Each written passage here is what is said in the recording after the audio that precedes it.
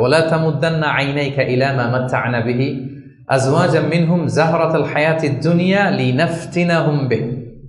মানে নবী হে, কাফিরদের এক দলকে আমি দুনিয়াতে দাপট দিয়েছি, ক্ষমতা দিয়েছি, ধন সম্পদ ঐশ্বর্য দিয়েছি, ওইদিকে যেন আপনার চোখ না যায়। আল্লাহ তাআলা কাকে বলতেছেন?